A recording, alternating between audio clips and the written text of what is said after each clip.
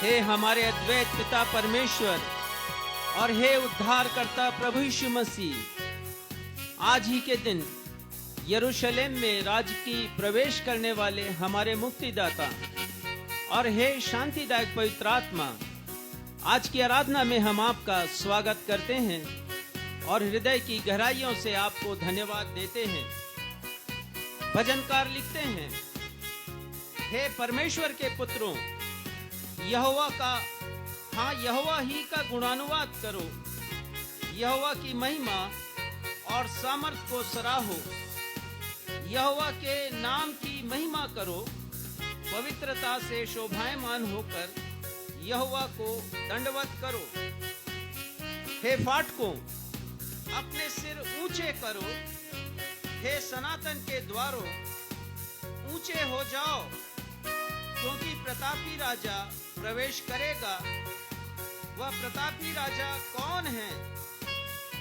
वह प्रतापी राजा हमारा प्रभु यीशु मसीह है।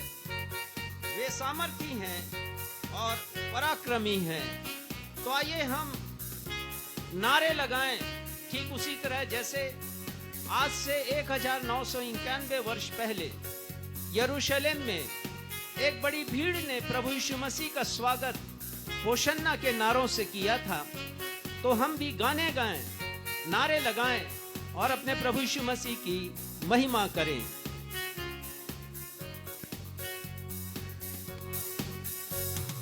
नारे लगाओ और गाओ रे, झंडा मसीह का फहराओ रे। नारे लगाओ और गाओ रे, झंडा मसीह का फहराओ रे।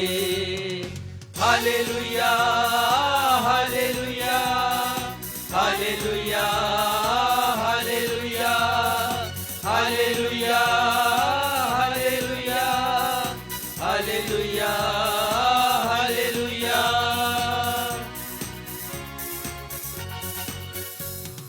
डालियां खजूर की सब लेकर होशन्ना के नारे लगाओ रे।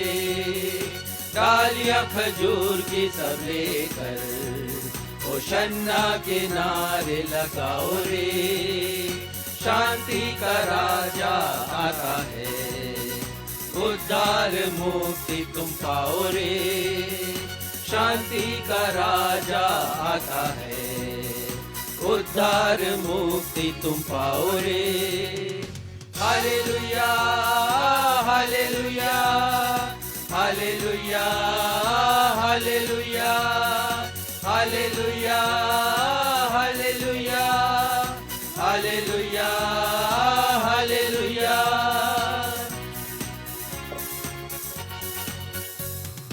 जीवन से उलझा हुआ राही, यीशु के पास तुम आओ रे।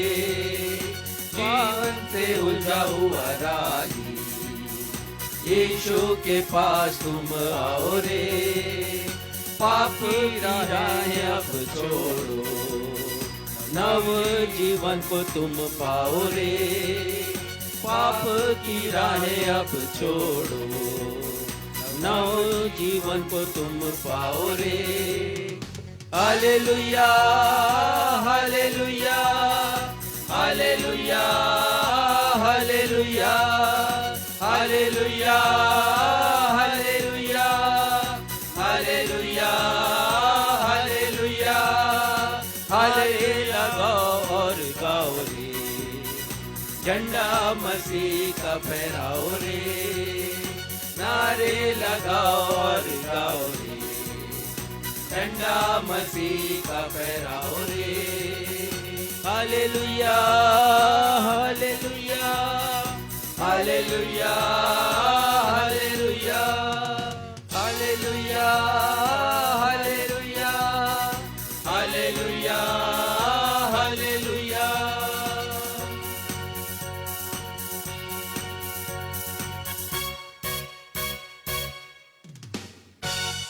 नवजीवन इवेंजलिकल चर्च की 133वीं ऑनलाइन ऑफलाइन आराधना एवं पाम संडे पर्व की आराधना में मैं क्षितिज मसीह आप सभी प्रभु भक्तों का अपने उद्धारकर्ता प्रभु यीशु मसीह के अतुलनीय नाम में स्वागत करता हूं एवं आप सभी को जय यीशु, यीशु सहाय, शालोम, जय मसीह की और प्रेज द लॉर्ड कहता हूं। Praise the Lord. प्रिय भाई और बहनों, आज पाम संडे या खजूर के रविवार का पर्व है। वर्ष पूर्व प्रभु यीशु मसीह के द्वारा यरूशलेम में विजयी प्रवेश की याद में मनाया जाता है। एक दिन में जब प्रभु यीशु मसीह ने यरूशलेम में प्रवेश किया तो हजारों लाखों लोगों की भीड़ ने प्रभु यीशु मसीह का एक राजा के रूप में स्वागत किया। लोगों ने मार्ग में अपने कपड़े बिछाए और हाथों में खजूर के पेड़ की डालियों को लेकर होशन्ना के नारे लगाए। आज के दिन खजूर की डालियों का विशेष महत्व है, क्योंकि खजूर की डालियां विजय, एक राजा की विजय यात्रा, शांति और अनंत जीवन का प्रतीक है। सुसमाचारों में प्रथम पाम संडे एक ऐसे राजा की राजकीय यात्रा का विवरण है जिसका उद्देश्य अन्य सांसारिक राजाओं से सर्वथा भिन्न है। प्रभु यीशु मसीह ने आज ही के दिन यरूशलेम में सांसारिक राजाओं के समान प्रवेश करने के लिए प्रवेश नहीं किया, परंतु क्रूस पर अपना बलिदान करने के लिए प्रवेश किया, ताकि वे संसार के लोगों को उद्धार प्रदान कर सके और उनके पापों की क्षमा के लिए प्रायश्चित कर सके। आज हमारे पास्टर साहब इसी विषय पर आपको संदेश देंगे, अतः कृपया आराधना के अंत तक हमारे साथ बने रहिए। आइए हम सब आज पाम संडे के पर्व पर शांति के राजा का स्वागत करने के लिए मिलकर एक स्वर में अपने स्थानों पर खड़े होकर यह गीत गाएंगे, जिसके बोल हैं, शांति का राजा आ रहा है, होवे जय जयकार, होवे जय जयकार।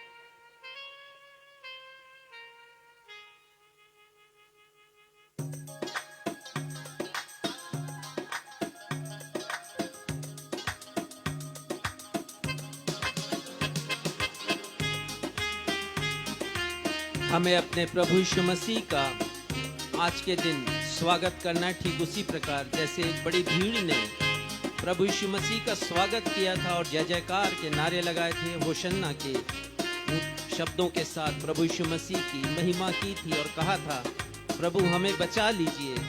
हम भी इस गीत को गाएं और अपने प्रभु की महिमा करें। शांति का राजा आ रहा है, होवे जय जयकार, होवे जय जयकार। राजाओं के राजा यीशु मसीह की, होवे जय जयकार, होवे जय जयकार। शांति का राजा आ रहा है, होवे जय जयकार, होवे जय जयकार।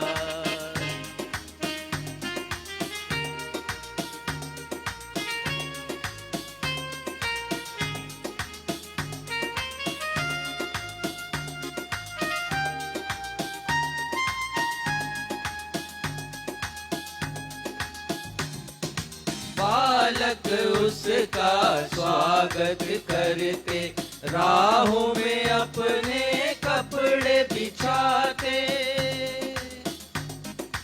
बालक उसका स्वागत करते, राहों में अपने कपड़े बिछाते। इतना गहरा प्यार दिखाते, मानो अपने दिल है बिछाते। इतना गहरा प्यार दिखाते, मानो अपने दिल है बिछाते। ऊंचे स्वर से दिल से कहते, होवे जय जयकार,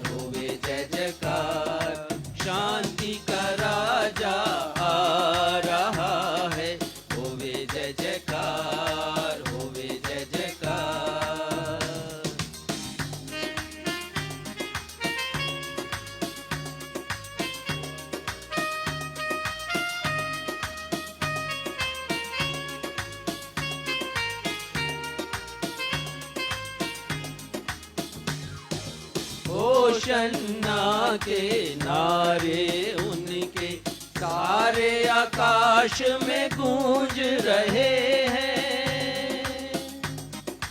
होशन्ना के नारे उनके सारे आकाश में गूंज रहे हैं।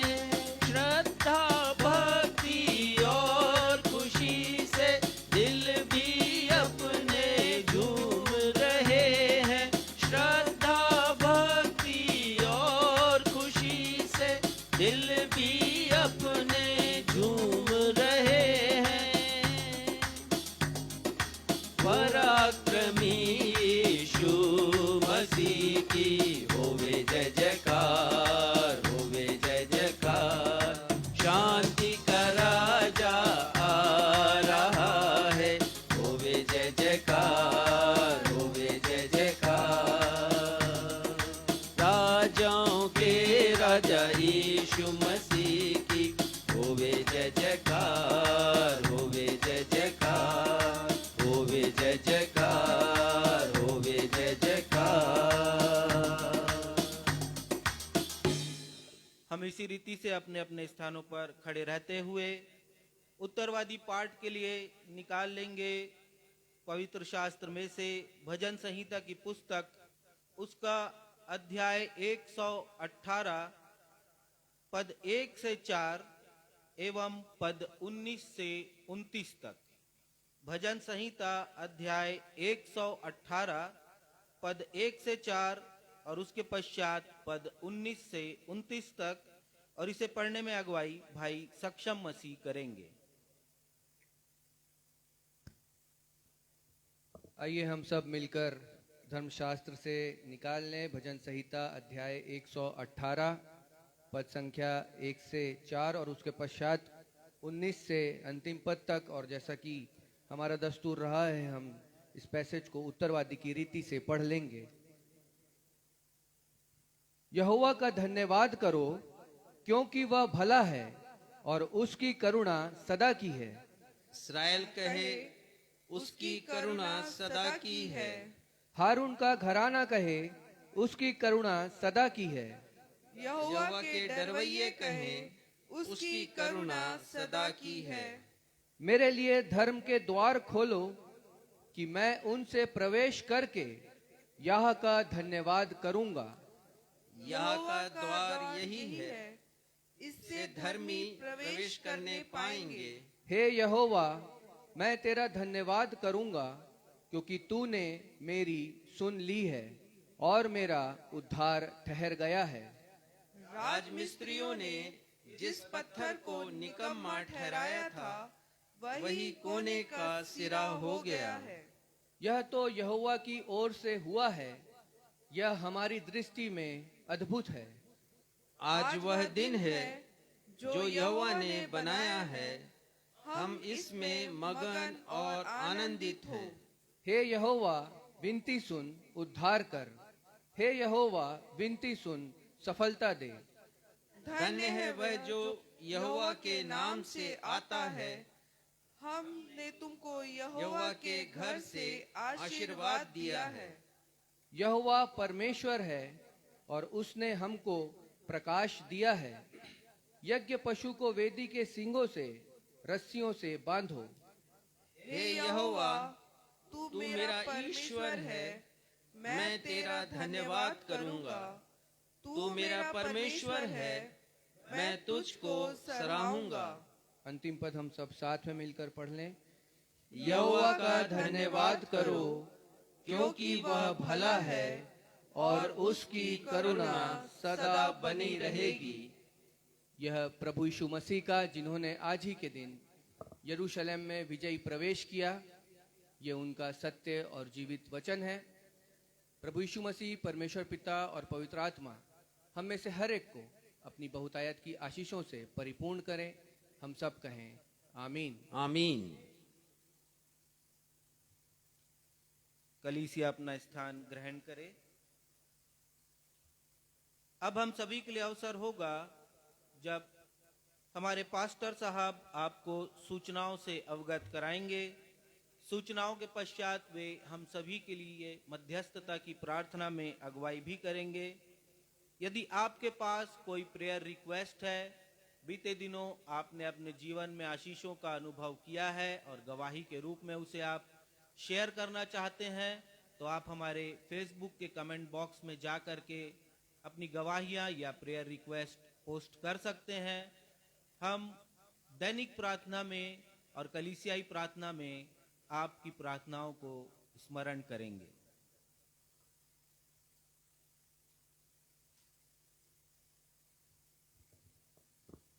नवजीवन इवेंजलिकल चर्च की 133वीं 133rd ऑनलाइन आराधना में एवं आज पाम संडे पर्व की आराधना में मैं आप सभी प्रभु भक्तों का हार्दिक स्वागत करता हूं और आप सभी को जय मसीह की कहता हूं।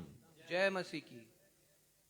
आज 40 दिवसीय लेंट पर्व का अंतिम रविवार भी है और कल से पैशन वीक या होली वीक या दुख भोग सप्ताह का प्रारंभ होगा।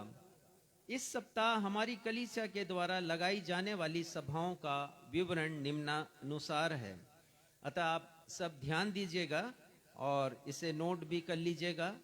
और जितने हमारे ऑनलाइन दर्शक हैं, अवश्य आप सभाओं में उपस्थित हों और वचन की आशीषों को आप प्राप्त करें और उस सहभागिता को जिसे हम आपके मध्य में देंगे। और जितने कलीसिया में उपस्थित हैं वे भी इन तारीखों को और समय को नोट कर लें।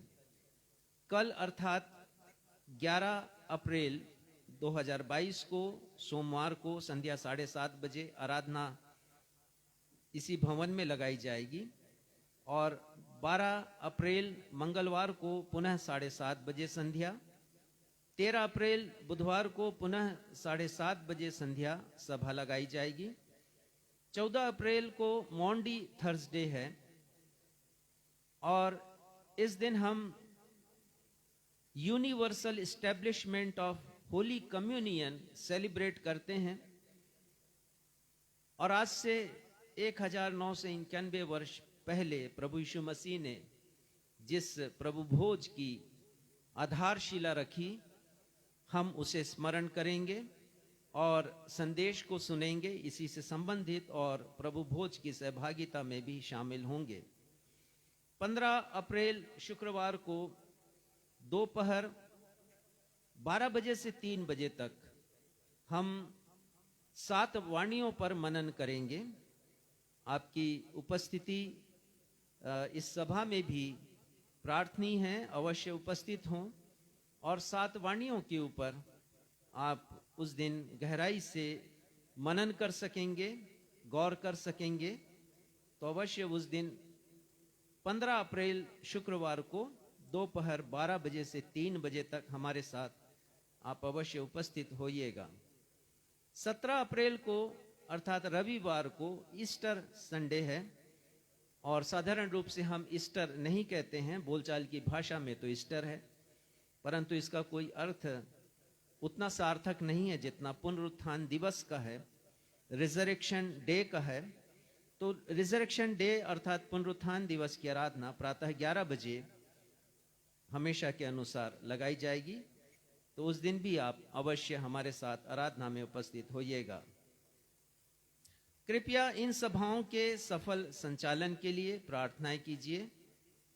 यदि आपके परिचित दूर दराज के क्षेत्रों में हैं, चर्च विहीन स्थानों में हैं, जहां उन्हें संगति नहीं मिलती है, यदि वे आर्मी में या बीएसएफ में या पुलिस में या सीआरपीएफ में काम करते हैं या फिर शासकीय कार्यालय में हैं या किसी और जगह पर काम करते हैं, ऐसी जगह पर जहां पर कलीसियाई सहभागिता संगति नहीं मिलती है, तो उन्हें भी हमारे इस ऑनलाइन सभाओं के विषय में बताएं, आराधना के विषय में बताएं, ताकि वे शामिल हो सकें और उन आशीषों को जिन्हें बहुत से लोग चर्च में उपस्थित होकर प्राप्त करते हैं, उन आशीषों को वे भी प्राप्त कर सकें।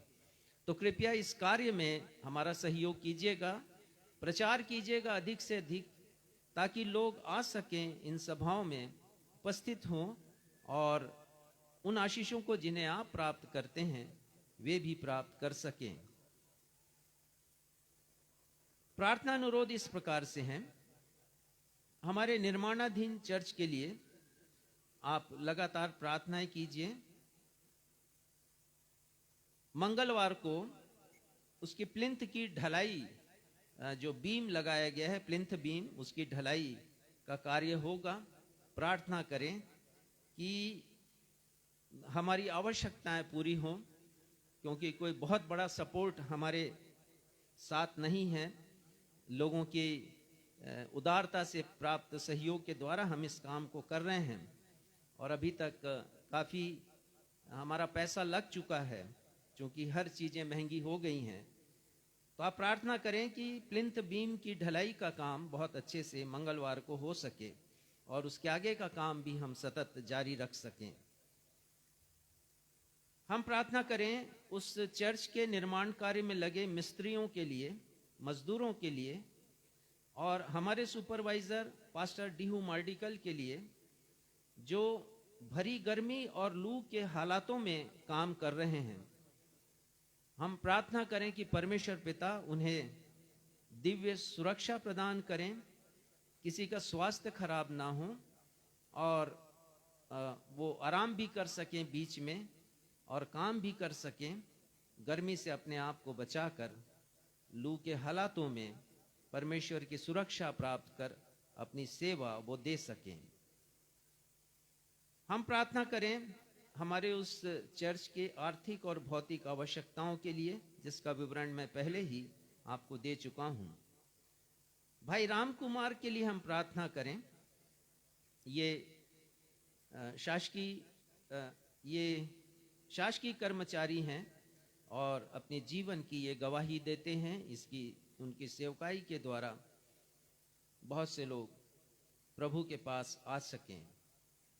भाई कान्हा का परिवार आत्मिक ज्ञान में प्रगति कर सके, हम प्रभु से प्रार्थना करते हैं।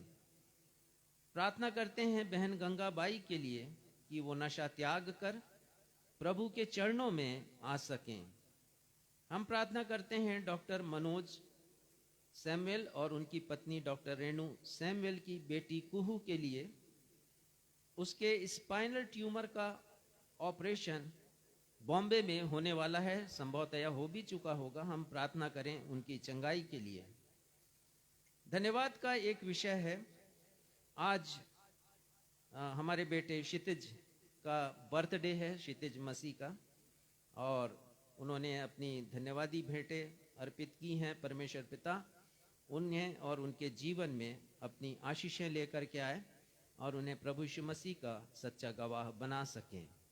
आइए हम इन सारे निवेदनों को अपने उद्धारकर्ता प्रभु यीशु मसीह के नाम में परमेश्वर पिता के सिंहासन के समक्ष रखें।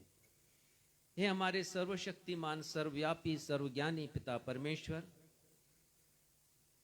आप जो हमारे जीवन दाता हैं, जीवित परमेश्वर हैं, हम धन्यवाद देते हैं पिता आपकी हर एक कृपा के लिए जो हम पर बरसती है, आपकी दया के लिए पिता कि हम जीवित हैं और आज होशन्ना के नारे लगा रहे हैं, अपने उद्धारकर्ता प्रभु यीशु मसीह का जय जयकार कर रहे हैं। उस दिन के स्मरण में जब उन्होंने बड़ा साहस दिखाया, हिम्मत दिखाई, यरूशलेम में प्रवेश किया अपने वचन के अनुसार, कि यरूशलेम में वो अपना प्राण दे सके। सांसारिक राजा बनकर लॉन्ग लिव किंग का नारा सुनने के लिए नहीं आए, राजा अमर रहे का नारा सुनने के लिए नहीं आए, लेकिन वो मरने के लिए आए। एक ऐसे राजा, अद्भुत राजा, ऐसा कोई राजा इस विश्व इतिहास में हुआ नहीं, जो किसी आलीशान रथ पर सवार नहीं या घोड़े पर सवार नहीं, जो अपनी विजय पताका को लहराते हुए आगे बढ़ रहा है, लेकिन एक गधी के ऊपर सवार है। वो मन में नम्र और दीन है, ऐसा राजा, और हम नतमस्तक हैं उनके सामने। हम उनकी आराधना करते हैं पिता, उनकी सराहना करते हैं उनके शौर्य प्रदर्शन के लिए नहीं, परंतु उनकी दीनता के लिए। संत पौलुस कहते हैं कि अपने आप को दीन किया उन्होंने, मनुष्यों की समानता में हो गए और मृत्यु, हां, क्रूस की मृत्यु सह ली। यरूशलेम में आज का उनका प्रवेश राजसत्ता का भोग करना नहीं, राजसत्ता का सुख पाना नहीं, परंतु क्रूस के ऊपर अपने प्राण को देना था ताकि हम सब बचाए जाएं। हम उनकी महिमा करते हैं प्रभु, और हमारे लिए आपने यह अवसर दिया कि आज हम उनकी आराधना हृदय की गहराइयों से कर सकें। आपकी मेहरबानी के लिए हम आपको धन्यवाद देते हैं। अपने इन सारे निवेदनों को अपने उद्धारकर्ता प्रभु यीशु मसीह के नाम में आपके सिंहासन के समक्ष रखते हैं। होने दीजिए पिता, हमारी हर एक विनतियां जिसका पाठ मैंने किया है आपके सामने ग्रहण योग्य हो सके। अपनी कलीसिया की आगामी सभाओं के लिए और वचन के प्रकाशन के लिए आपका अभिषेक चाहते हैं, और उन सभाओं की सफलता के लिए हम प्रार्थना करते हैं। प्रार्थना करते हैं पिता, निर्माणाधीन चर्च भवन के लिए। होने दीजिए पिता, उसका कार्य उत्तरोत्तर बढ़ता चला जाए। हमारे सारे श्रमिक जो वहां पर कार्य कर रहे हैं, और मिस्त्री और सुपरवाइजर पास्टर डीहू पिता, आपसे स्वर्गीय सुरक्षा को प्राप्त कर सकें। प्रार्थना करते हैं हमारी हर एक आर्थिक और भौतिक आवश्यकताएं पूरी की जाएं। हमारे वे सारे साथी जिनके नाम अभी हमने पढ़े हैं, सबकी आवश्यकताओं को पूरा करें, और जिसकी जैसी जरूरत है पिता उसे वैसा प्रदान करें। हम आपके नाम की महिमा करते हैं और आगे की आराधना को आपके सामर्थी हाथों में सौंपते हुए अपने इस निवेदन को आपके बेटे हमारे उद्धारकर्ता प्रभु यीशु मसीह के नाम से मांगते हैं। सुनिए और ग्रहण कीजिए। हम सब कहें आमीन।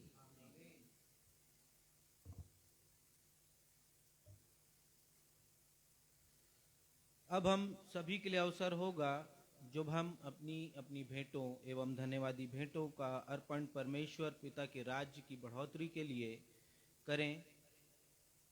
यदि हमारे दर्शक भी अपनी भेंटों को अर्पित करना चाहते हैं, धन्यवाद की भेंटों को जिन्हें उन्होंने आशीष के रूप में प्रभु परमेश्वर से ग्रहण किया है, ताकि हमारी कलीसिया के द्वारा किए जा रहे सुसमाचार के प्रचार के कामों के विस्तार में एवं सेवा के कामों में उससे सहयोग ले सकें, तो हमारे कलीसिया के पास्टर इंचार्ज के मोबाइल क्रमांक 9425227003 9425227003 पर आप उनसे संपर्क कर सकते हैं। आइए इस समय हम सब मिलकर एक गीत गाएं। गीत के बोल हैं, यहोवा का धन्यवाद करो क्योंकि वह भला है, और इसी समय हम अपनी भेंटों को भी अर्पित करेंगे। इस फोल्डर में पेज क्रमांक 11 का गीत क्रमांक 5 है।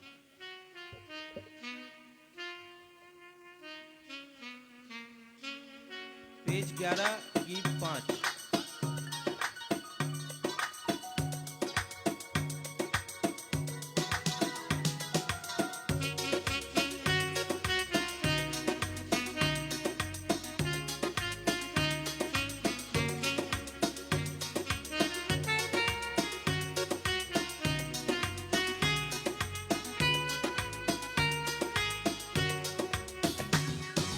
यहोवा का धन्यवाद करो क्योंकि वो भला है, उसकी करुणा सदा की है, उसका धन्यवाद करो।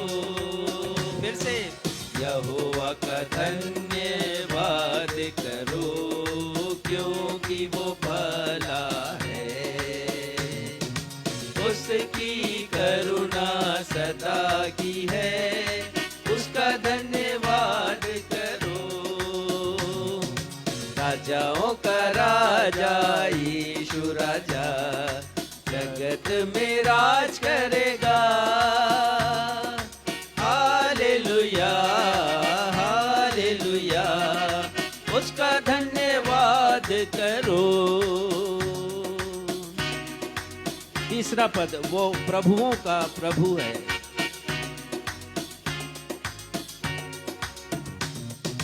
वो प्रभुओं का प्रभु है, उसका धन्यवाद करो।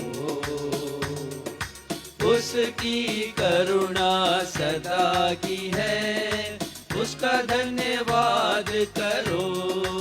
फिर से, वो प्रभुओं का प्रभु है, उसका धन्यवाद करो। उसकी करुणा सदा की है, उसका धन्यवाद करो। राजाओं का राजा यीशु राजा, जगत में राज करेगा। हालेलुया हालेलुया, उसका धन्यवाद करो। उसका धन्यवाद करो। उसका धन्यवाद करो। भेंटों के लिए धन्यवाद की प्रार्थना में अगुवाई भाई प्रणय रॉय करेंगे।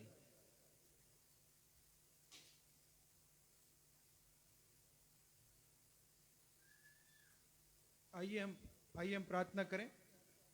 हे मेरे सर्वशक्तिमान, दयालु, सामर्थी, प्रेमी, अनुग्रहकारी प्रभु जी, हम धन्यवादित हैं प्रभु जी आज के इस दिन के लिए प्रभु जी जो आपने दिखाया। Lord, this is the day the Lord has made, let us rejoice and be glad in it. धन्यवाद हो प्रभु जी हमारे लिए प्रभु जी इस पृथ्वी पर आने के लिए। धन्यवाद देता हूं प्रभु जी क्योंकि आपने प्रभु जी मानव का रूप धारण किया।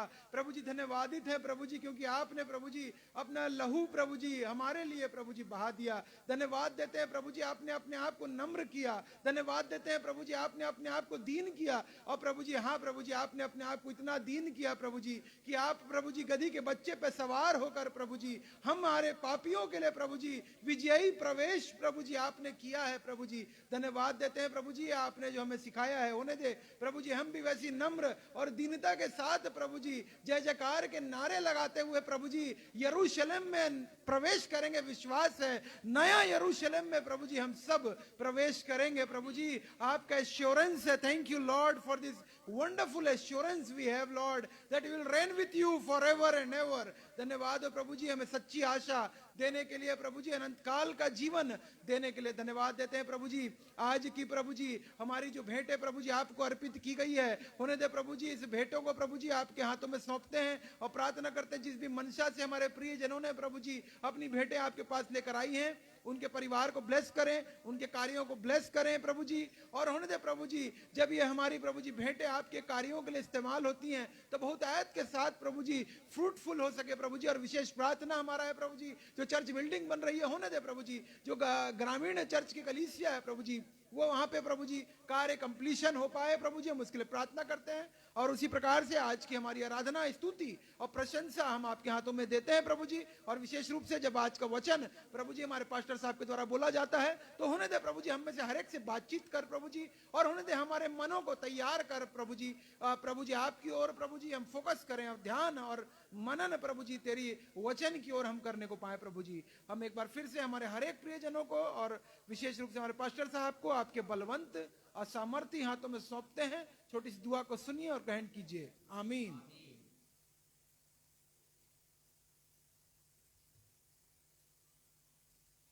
पवित्र शास्त्र बाइबल से पाठों के पठन का समय होगा।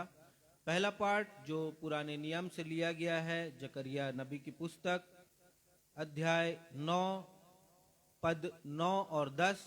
जकरिया 9 पद 9 और 10। इसे पढ़ने में अगुवाई बहन प्रीता प्रणय रॉय करेंगी। दूसरा पाठ जो नए नियम से लिया गया है, फिलिपियों की पत्री अध्याय 2 पद 5 से 11। फिलिपियों अध्याय 2 पद 5 से 11। इसे पढ़ने में अगुवाई बहन मालविका कॉल्विन करेंगी।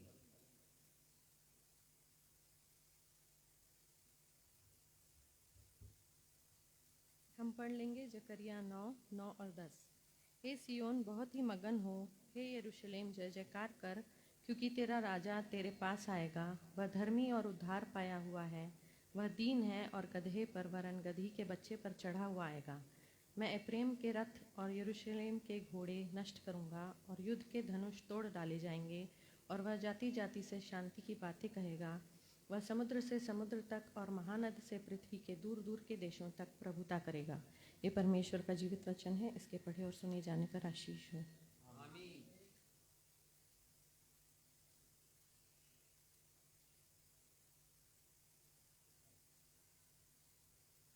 आइए हम पढ़ लेंगे फिलिपियो 2 उसका 5 से 11 तक। जैसा मसीह यीशु का स्वभाव था वैसा ही तुम्हारा भी स्वभाव हो, जिसने परमेश्वर के रूप में होकर भी परमेश्वर के तुल्य होने को अपने वश में रखने की वस्तु ना समझा, वरन अपने आप को ऐसा शून्य कर लिया और दास का स्वरूप धारण किया और मनुष्य की समानता में हो गया, और मनुष्य के रूप में प्रकट होकर अपने आप को दीन किया और यहाँ तक आज्ञाकारी रहा कि मृत्यु, हाँ क्रूस की मृत्यु भी सह ली। इस कारण परमेश्वर ने उसको अति महान भी किया और उसको वह नाम दिया जो सब नामों में श्रेष्ठ है, कि जो स्वर्ग में और पृथ्वी पर और पृथ्वी के नीचे है, वे सब यीशु के नाम पर घुटना टेकें और परमेश्वर पिता की महिमा के लिए हर एक जीव अंगीकार कर ले कि यीशु मसीह ही प्रभु है। परमेश्वर अपने वचन के पढ़े और सुने जाने पर आशीष दे। सुसमाचार पाठ के आधार में हम सभी अपने अपने स्थानों पर खड़े हो जाएंगे। आज का सुसमाचार का पाठ जो लिया गया है यूहन्ना रचित सुसमाचार अध्याय 12 पद 9 से 19।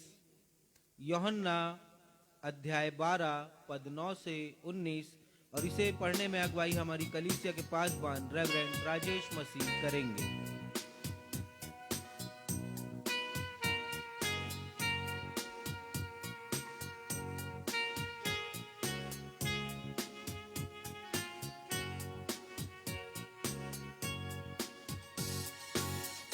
वचननु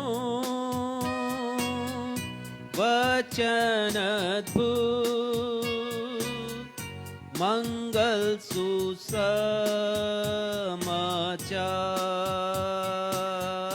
वचननु वचन अद्भुत मंगल सुसमाचार।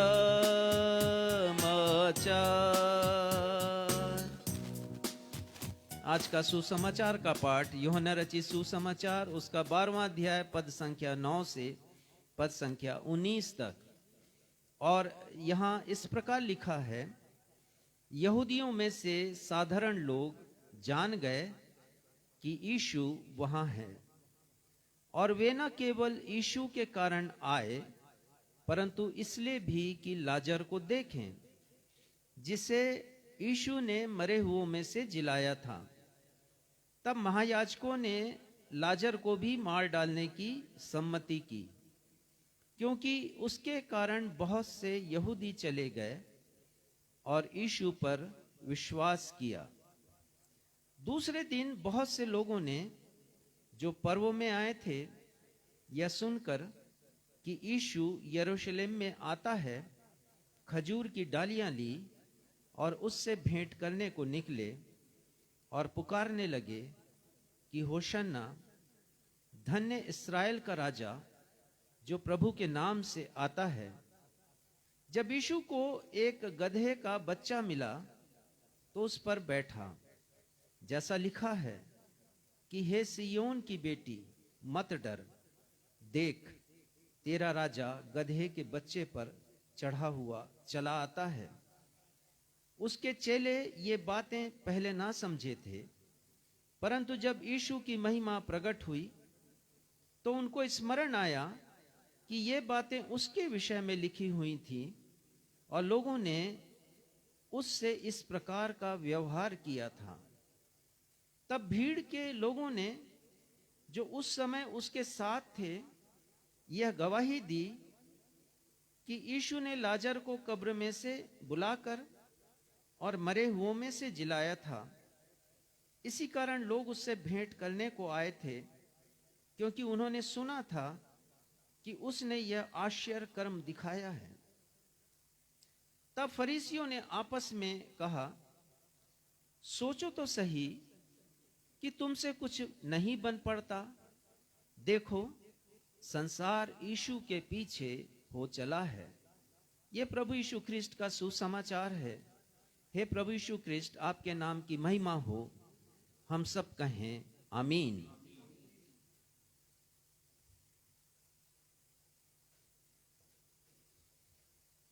अब हम सभी के लिए सुनहरा अवसर होगा जब हम परमेश्वर पिता के जीवित कलाम से पाम संडे के पर्व पर रेवरेंड राजेश मसीह से संदेश सुन सकेंगे।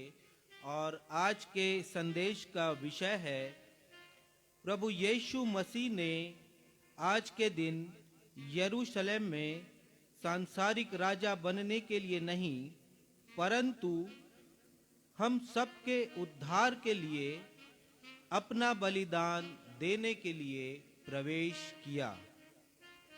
On this day, Lord Jesus entered into Jerusalem not as a king, but as a savior to offer his life as sacrifice.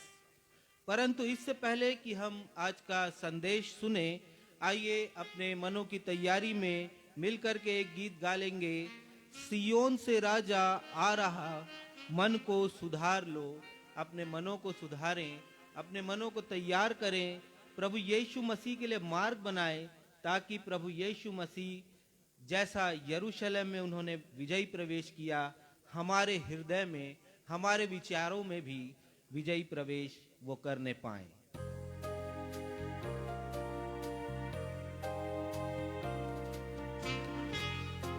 सियोन से राजा आ रहा है, और ये वह सियोन है जिसका वर्णन प्रणय बेटे ने अपनी प्रार्थना में किया। ये सियोन स्वर्गीय सियोन है, स्वर्गीय यरूशलेम, और वहां से हमारे प्रभु यीशु मसीह आ रहे हैं। क्या हमने अपने मन को सुधारा है, अपने जीवन को संवारा है? क्योंकि वो हमारे हृदय को देखने आ रहे हैं।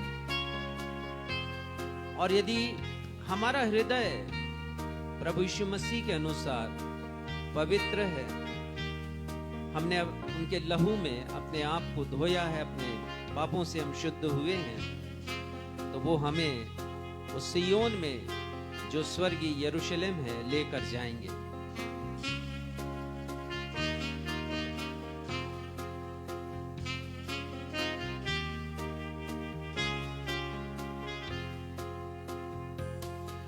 सियोन से राजा आ रहा, जीवन सुधार लो। सियोन से राजा आ रहा, जीवन सुधार लो। तुम अपने राजा के लिए मन भी संवार लो।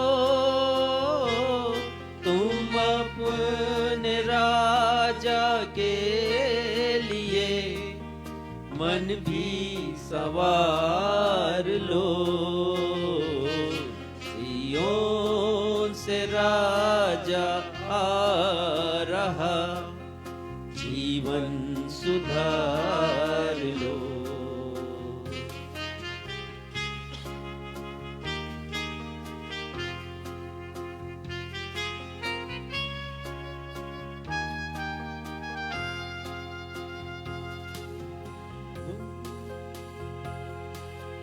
दुनिया के लोग पूछेंगे, तुम्हारा राजा कौन है?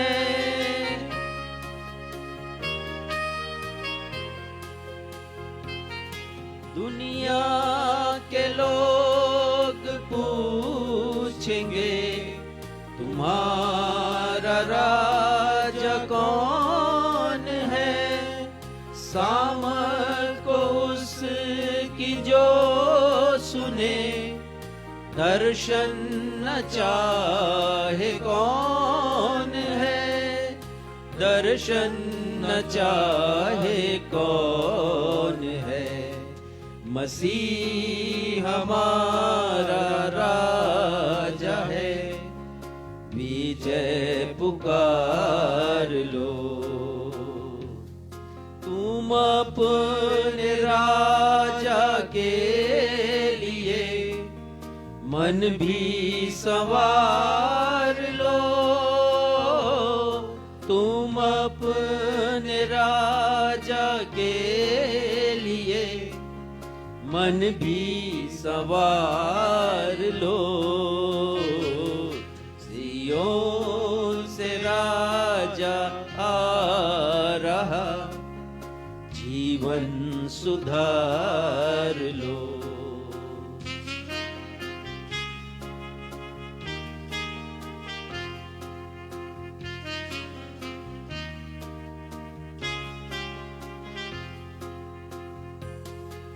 मसीह को राजा मान जो, वो साथ उसके जाएगा।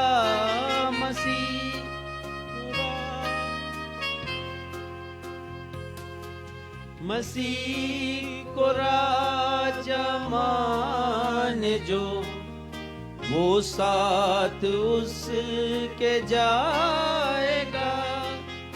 इनकार उसका जो करे, बर्बाद वो हो जाएगा। बर्बाद वो हो जाएगा। बहुत बड़ा सवाल है, सोच लो विचार लो। बहुत बड़ा सवाल है, सोच लो विचार लो। तुम अपने राजा के लिए मन भी संवार लो। तुम अपने राजा के लिए मन भी संवार लो। सियोन से राजा आ रहा, जीवन सुधार लो। जीवन सुधार लो। मन भी संवार लो।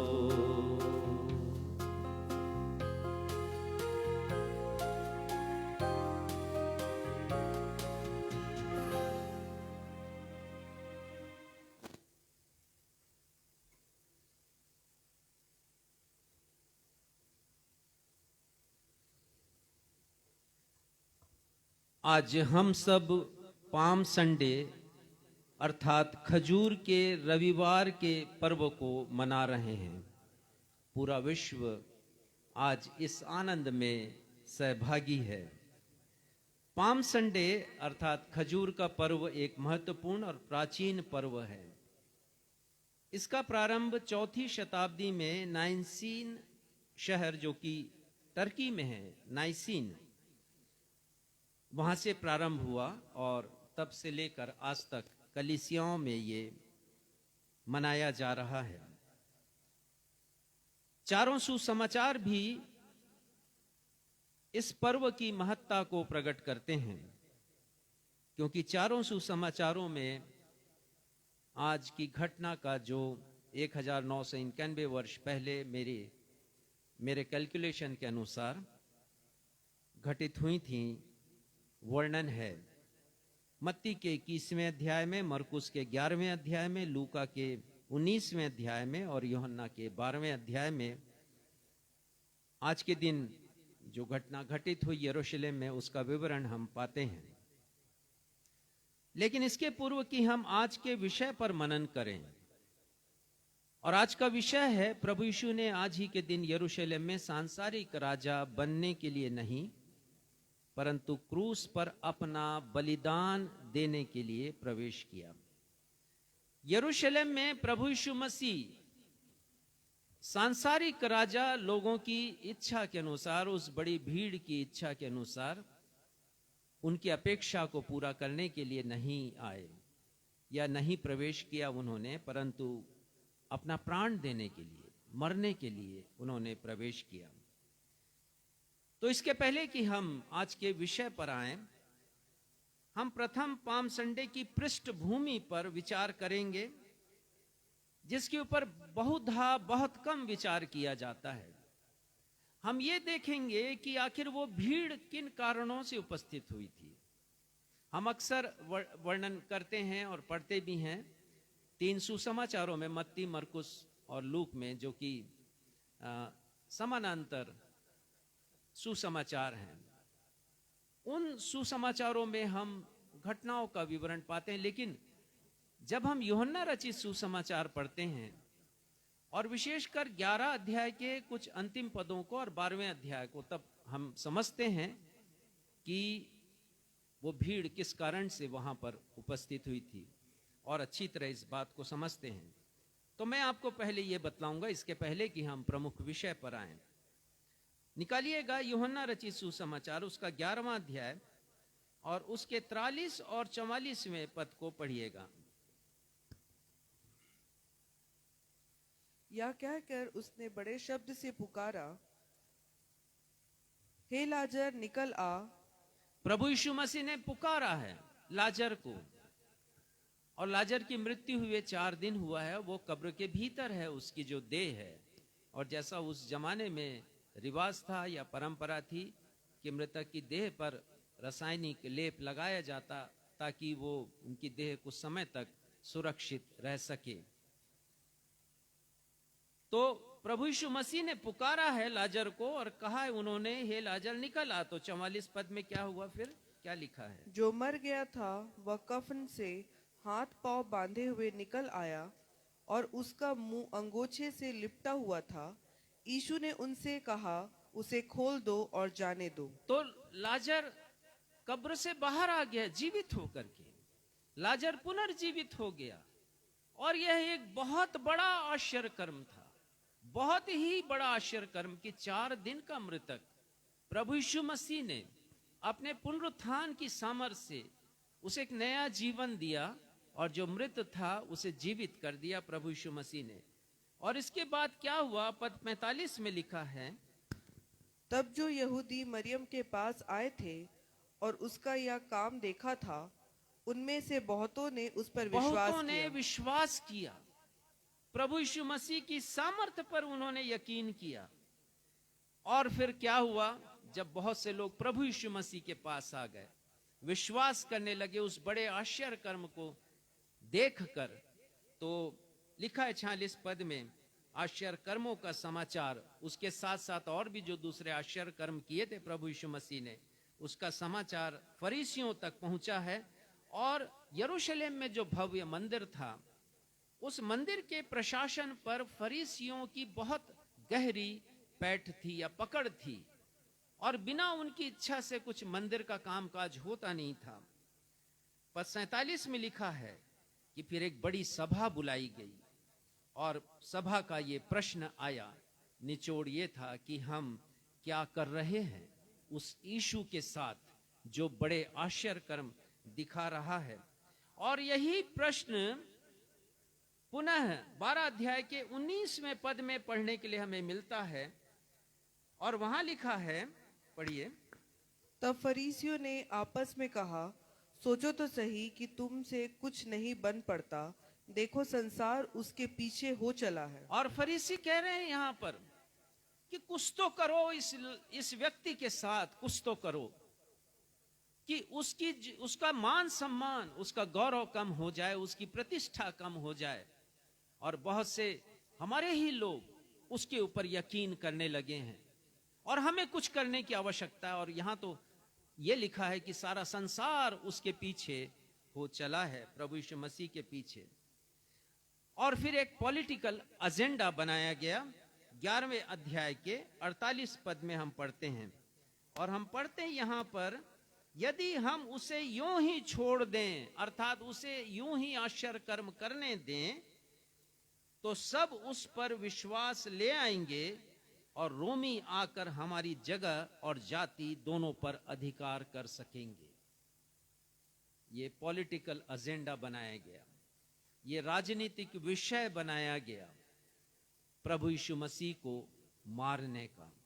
और इस पद के ऊपर आप ध्यान दीजिएगा, मैं बाद में इसी के दूसरे संदर्भ की तरफ भी आपको लेके जाऊंगा कि ये लोग कितने झूठे लोग थे, ये फरीसी लोग और महायाजक लोग, और जो पुरनियों की सभा थी, सनहेद्रिन था, उसके सारे लोग कितने झूठे और मक्कार लोग थे।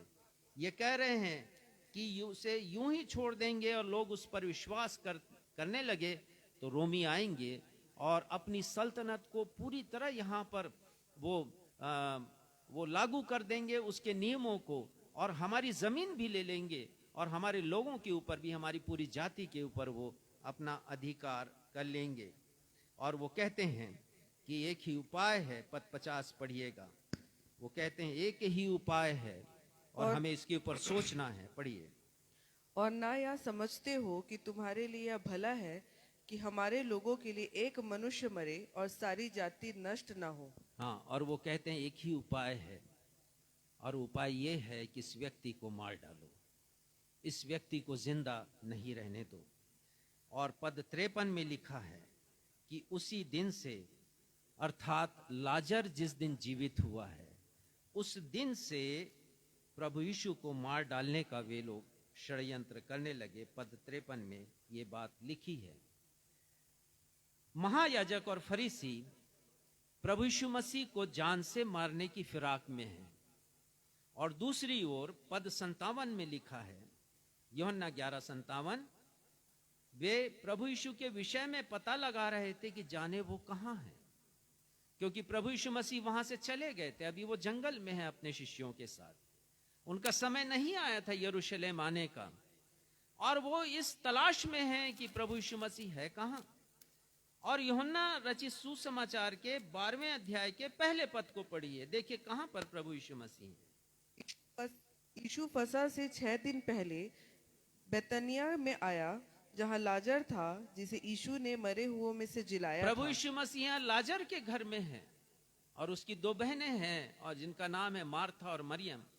ये वही परिवार है जिससे प्रभु यीशु मसीह अगाध प्रेम रखते थे।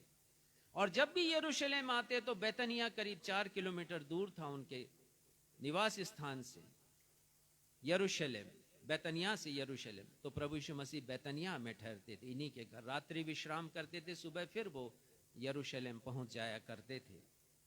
तो प्रभु यीशु मसीह यहां फसह पर्व के 6 दिन के पहले, अर्थात फसह का पर्व गुरुवार को आता है, तो अंदाज लगाइए शुक्रवार को प्रभु यीशु मसीह, आज जैसे रविवार है तो हमारे हिसाब से 2 दिन पहले प्रभु यीशु मसीह बेतनिया में आ चुके हैं, लाजर के निवास स्थान में।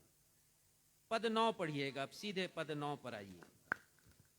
जब यहूदियों की बड़ी भीड़ जान गई कि वे वहां हैं, तो वे न केवल यीशु के कारण आए, परंतु इसलिए भी कि लाजर को देखे। हाँ, देखिए, लोग फसह के पर्व में प्रभु यीशु मसीह के आने की प्रतीक्षा कर रहे थे, क्योंकि उनका अनुमान था कि प्रभु यीशु मसीह अवश्य आएंगे फसह के पर्व में। और बहुत से लोग आ गए मिलने के लिए, और बहुत से लोग में वे शामिल हैं जो फसह के पर्व को मनाने आए थे, क्योंकि वर्ष में एक बार फसह का पर्व आता था और विश्व के हर एक देशों से लोग उपस्थित हुआ करते थे फसह का पर्व मनाने के लिए। तो एक अनुमान के हिसाब से तो लाखों लोगों की भीड़ यरूशलेम में इकट्ठी हो जाया करती थी। तो जब ये चर्चा फैली सब जगह की प्रभु यीशु मसीह ने 4 दिन के मृतक लाजर को जीवन प्रदान किया, तो एक बड़ी भीड़ प्रतीक्षा कर रही है कि हम देखें तो सही कि वो व्यक्ति कौन है जिसमें अद्भुत सामर्थ्य है कि वो पुनर्जीवित कर सकते हैं मृत व्यक्ति को, वो भी 4 दिन के बाद। और इसी के साथ लिखा है कि लोग लाजर को भी देखना चाहते थे कि हम अपनी आंखों से देख लें। यदि मैं और आप आज के दिन, उस दिन में यदि हम होते तो हमारे भी ये उत्कंठा होती। हम भी सोचते कि चलो देखें तो सही। मनुष्य के मन में जिज्ञासा होती है और ये जिज्ञासा हमारी भी होती। तो वहां पर हजारों लोग हैं और एक विद्वान लिखते हैं कि लाखों लोग थे उस दिन, उस भीड़ में शामिल थे। और जब लोगों ने साक्षात अपनी आंखों से लाजर को जीवित देखा तो उन्हें प्रभु यीशु मसीह की सामर्थ पर यकीन हुआ, विश्वास किया।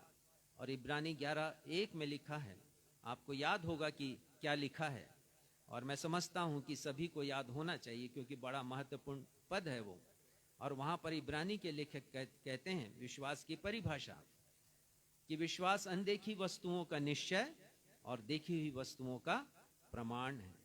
लाजर को देखा तो प्रमाण मिल गया कि ये प्रभु यीशु मसीह के सामर्थ का कमाल है, ये प्रभु यीशु मसीह के सामर्थ के कारण ये काम हुआ है। और इसलिए आज के ही दिन 1991 वर्ष पहले जैतून पर्वत पर बैतनिया और बैतफगे के पास इकट्ठी हो गई एक विशाल भीड़ प्रभु यीशु मसीह की प्रतीक्षा में। और फिर हम पढ़ते हैं, पद 10 को पढ़िएगा, यूहन्ना 12 उसका 10वां पद। तब प्रधान याजकों ने लाजर को भी मार डालने का षड्यंत्र रचा। हाँ, एक और लोगों की बड़ी भीड़ है वहां पर और दूसरी ओर महायाजक हैं और उनके साथ उनकी पूरी टीम है। और उन्होंने बोला कि इस लाजर को भी खत्म करने की आवश्यकता है।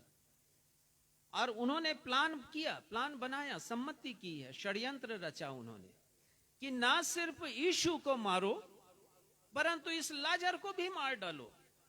ना रहेगा बांस और ना बजेगी बांसुरी, इन दोनों को खत्म कर दो, मामला फिनिश करो, ताकि हम अपने लोगों को उधर जाने से बचा सके।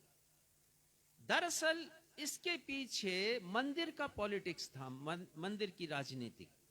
मंदिर की राजनीति यह थी कि लोग चले जाएंगे तो वो कभी आएंगे नहीं, मेल बलि होम बलि चढ़ाने के लिए कभी आएंगे नहीं, और आएंगे नहीं तो फिर हमारी इनकम कहां से आएगी। तो कई प्रकार की बातें वहां काम कर रही हैं। पद 11 में लिखा है, क्योंकि अनेक लोगों ने प्रभु यीशु मसीह की सामर्थ पर यकीन किया था। पढ़िएगा। क्योंकि उसके कारण बहुत से यहूदी चले गए और यीशु पर विश्वास किया। हाँ, आज भी लोग प्रभु यीशु मसीह पर विश्वास रखने के कारण सताए जा रहे हैं। ये सिर्फ लाजर की बात नहीं है। लाजर का प्राण समझिए तलवार की नोक पर था और हमें पता भी नहीं कि बाद में लाजर का क्या हुआ। हम केवल प्रभु यीशु मसीह के विषय ही पढ़ते हैं। आज भी बहुत से लोग प्रभु यीशु मसीह पर विश्वास करते हैं और इस विश्वास के कारण लोग सताए जाते हैं। और उसका कारण केवल ईर्ष्या है, उसका कारण केवल घृणा है। और बहुत बार मसीही भी ईर्ष्या और घृणा के पात्र ठहरते हैं। राजा सुलेमान ने श्रेष्ठ गीत नामक किताब लिखी। उसके 7वें अध्याय के 6वें पद के अंतिम हिस्से में एक बहुत छोटी लेकिन बहुत विशाल अर्थपूर्ण बात वो लिखते हैं। और वो लिखते हैं, ईर्ष्या कब्र के समान निर्दयी होती है। ईर्ष्या कब्र के समान निर्दयी, जैसे कब्र किसी को छोड़ता नहीं, हर आदमी को कब्र में ही आना है, वैसे ही ईर्ष्या होती है। और नीति वचन 27:4 में उन्होंने लिखा, क्रोध तो क्रूर और प्रकोप धारा के समान होता है, परंतु जब कोई जल उठता तब कौन ठहर सकता है। यदि मन में ईर्ष्या हो और घृणा हो तब कोई ठहर नहीं सकता। और लाजर के साथ भी यही विचार था उनका कि लाजर को भी खत्म कर दो। प्रथम पाम संडे की घटनाएं, बहुत सी घटनाएं हैं, हम चारों सुसमाचारों में पढ़ते हैं। और आज हम विचार करेंगे उन घटनाओं के ऊपर नहीं। मैं उस घटना के ऊपर आपको नहीं ले जाऊंगा ज्यादा, परंतु 4 उद्देश्यों के बारे में मैं बताऊंगा। और ये उद्देश्य निकल कर आते हैं उन घटनाओं से ही। ये उद्देश्य हमें व्यक्ति के विषय में बतलाते हैं कि व्यक्तियों, जो लोग हैं, लोगों की विचारधारा किस प्रकार से होती है और उनका पर्पस क्या था, आज के दिन उद्देश्य क्या था, आज हम देखेंगे। पहला हम देखते हैं उस बड़ी भीड़ का उद्देश्य क्या था। इतनी बड़ी भीड़ इकट्ठी हो गई वहां पर, और उनका उद्देश्य, जो पहला उद्देश्य उनका था, वो ये था कि वो प्रभु यीशु मसीह को राजा बनाना चाहते थे। मत्ती 21 और उसके 9वें पद में लिखा है, मत्ती 21 और उसके 9वें पद में, और जो भीड़ आगे आगे जाती और पीछे पीछे चली आती थी, पुकार पुकार कर कहती थी, दाऊद के संतान को होशन्ना, धन्य है वह जो प्रभु के नाम से आता है, आकाश में होशन्ना। तो ये बड़ी भीड़ है वहां पर, जो पुकार पुकार कर उच्च स्वरों में होशन्ना के नारे लगाकर आकाश को गुंजायमान कर रही है। होशन्ना का क्या अर्थ होता है? होशन्ना का अर्थ है ओ कम सेवस। ये हिब्रू भाषा का शब्द है। इसका मतलब है आइए और मुझे बचा लीजिए। और लोग प्रभु यीशु मसीह से ये अनुरोध कर रहे हैं कि आप आगे आएं, हमें बचाएं रोमी सल्तनत से, रोम के जुल्म और सितम से हमें आप बचा लें, हमें छुटकारा दीजिए प्रभु। हम आजादी चाहते हैं, हम बंधन नहीं चाहते, हम गुलामी नहीं चाहते हैं। रोमी सल्तनत और वहां के सम्राट जो कैसर हैं और उनकी जो सेना है वो बहुत निर्दयी है, वो दुष्ट हैं और क्रूर हैं। हम उनका आधिपत्य अपने इस देश में नहीं चाहते हैं, हमें बचा लीजिए।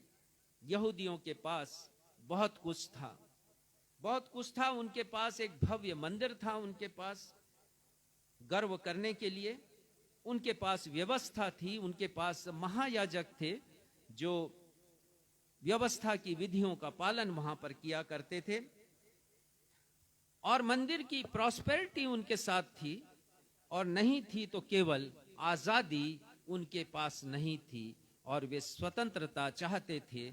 और वो पुकार पुकार कर कह रहे थे, होशन्ना होशन्ना, प्रभु हमें आजाद कर दीजिए, हमें बचा लीजिए।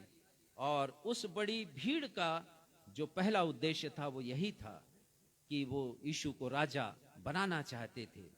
पहले भी यीशु को राजा बनाने के लिए प्रयत्न किया गया। एक पद निकाल लीजिए, यूहन्ना 6 का 15वां पद। ये पहली कोशिश नहीं थी, लेकिन इसके पहले भी कोशिश की गई थी। प्रभु यीशु मसीह को राजा बनाने का प्रयास किया गया था, जब प्रभु यीशु मसीह ने 5 रोटी और 2 मछली से 5000 लोगों को तृप्त किया था। और संत यूहन्ना इसका उल्लेख 6वें अध्याय में करते हैं।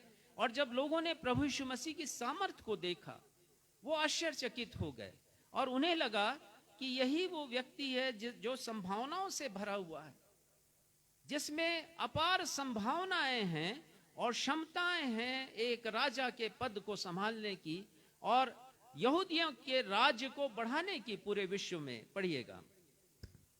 यीशु यह जानकर कि वह मुझे राजा बनाने के लिए पकड़ना चाहते हैं, फिर पहाड़ पर अकेला चला गया। राजा बनाने के लिए यीशु मसीह को लोग पकड़ना चाह रहे थे, परंतु यीशु मसीह उनके मध्य से निकल गया। और ये यही बात है कि प्रभु यीशु मसीह सांसारिक राजा बनने के लिए नहीं आए थे।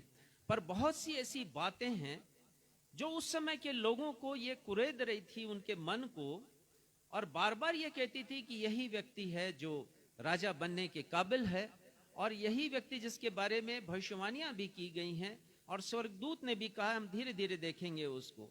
यूहन्ना 1:49 में जब प्रभु यीशु मसीह ने अपनी सेवकाई प्रारंभ की, तो नथानियल नामक एक व्यक्ति प्रभु यीशु मसीह के पास आया। यूहन्ना 1:49 में, यूहन्ना 1:49 में, और वहां लिखा है, यदि मिल गया तो पढ़ दीजिए। नतानियल ने उसको उत्तर दिया, हे रब्बी, तू परमेश्वर का पुत्र है, तू इज़राइल का महाराजा है। हाँ, वो कहते हैं तू परमेश्वर का पुत्र है, तू इस्राएल का महाराजा है। और इस प्रकार की जो चर्चाएं हैं वहां लोगों के मध्य में की जा रही थी कि ये तो इस्राएल का महाराजा है। अपार संभावनाओं को देखा जा रहा था यीशु मसीह के साथ, और वो सोच रहे थे कि यही है जो विश्व विजेता होगा, यही है जो यहूदी कौम को पूरे संसार के ऊपर ये राज्य करने के लिए आगे बढ़ाएगा और हम विश्व विजेता बनेंगे।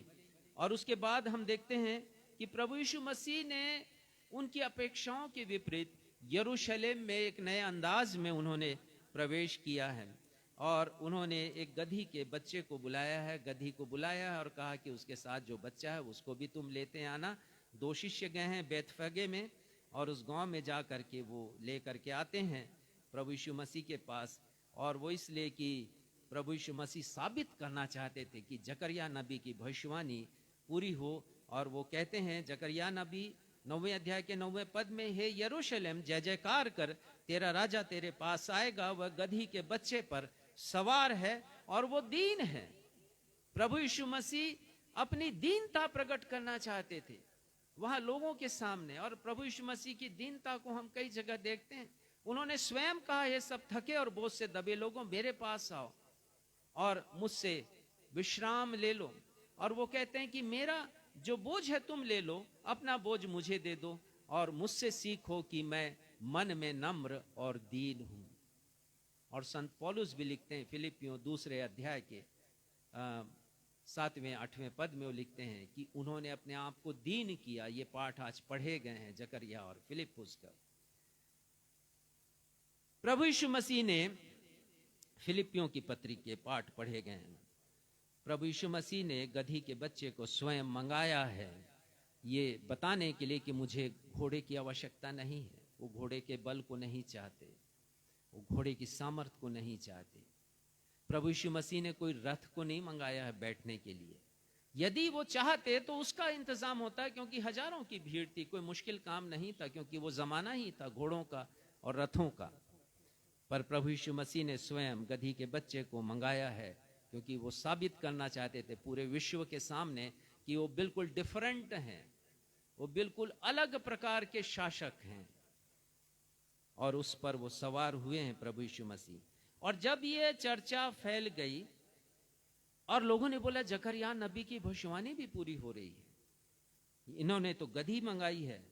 और वो कहने लगे आओ आओ सब लोगों आओ, होशन्ना के नारे लगाओ, ऊंचे स्वर में जय जयकार करो, हमारे पिता दाऊद का राज्य आ रहा है। पद 10 में लिखा है, हम पढ़ते हैं यहां पर मरकुस उसके 11 अध्याय के 10वें पद में वो कहते हैं हमारे पिता दाऊद का राज्य आ रहा है।